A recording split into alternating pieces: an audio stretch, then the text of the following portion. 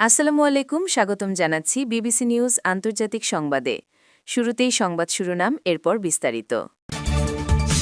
Iran যুদ্ধ থেকে পালানোর রাস্তা খুঁজছে ইসরায়েল। মৃত্যুর গুঞ্জনের মধ্যে ভিডিও বার্তা নেতানিয়াহু। ইরানের ছোড়া ক্ষেপণাস্ত্র প্রতিহত করা দুঃসাধ্য, স্বীকার করল ইসরায়েল। জ্বালানি সাশ্রয়ে যে সিদ্ধান্ত ঘোষণা করল পাকিস্তান। দর্শক, এতক্ষণ শুনছিলেন সংবাদ শিরোনাম। এখন বিস্তারিত। আপনি যদি ইসরায়েলের ধ্বংস চান এবং মুসলিমদের পাশে থাকেন, তাহলে ভিডিওতে লাইক করে চ্যানেলটি অবশ্যই সাবস্ক্রাইব করে দিবেন এবং আপনার মূল্যবান মতামত অবশ্যই কমেন্টে লিখে জানিয়ে দিবেন। এখন বিস্তারিত। ইরান যুদ্ধ থেকে পালানোর রাস্তা খুঁজছে ইসরায়েল। ইরানের নতুন সর্বোচ্চ নেতা আয়াতুল্লাহ মোজতাবা খামেনি দায়িত্ব নেওয়ার পর হামলার গতি বাড়িয়েছে তেহরান। ব্যবহার করছে আগের চেয়ে ভয়ঙ্কর ও বিধ্বংসী ক্ষেপণাস্ত্র।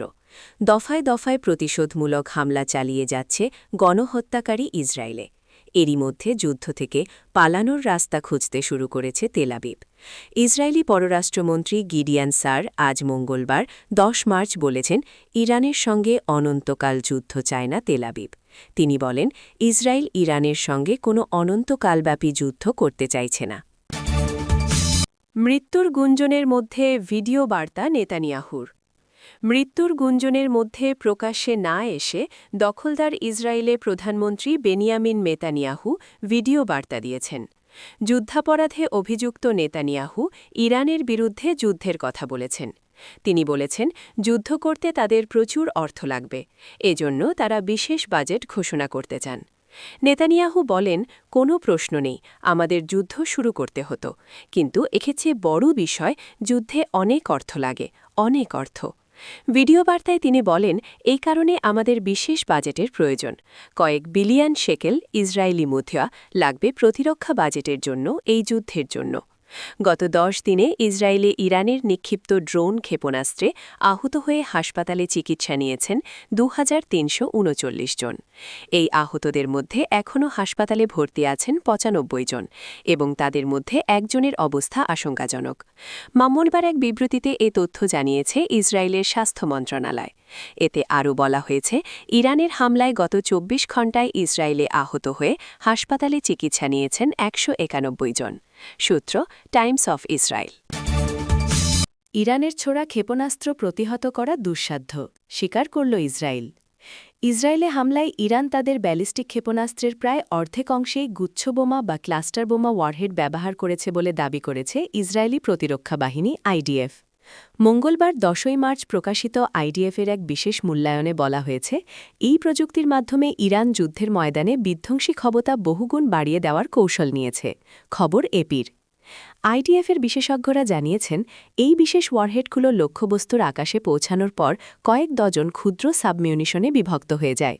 প্রতিটি ক্ষুদ্র বোমায় কয়েক কেজি করে উচ্চমাত্রার বিস্ফোরক থাকে, যা প্রায় ১০ কিলোমিটার ব্যাসার্ধের বিশাল এলাকা জুড়ে ছড়িয়ে পড়ে ব্যাপক ক্ষতি নিশ্চিত করতে সক্ষম।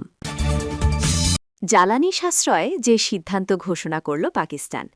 ইরানের বিরুদ্ধে মার্কিন যুক্তরাষ্ট্র ও ইসরায়েলের চলমান যুদ্ধের প্রভাব বিশ্বজুড়ে জ্বালানি বাজারে পড়েছে।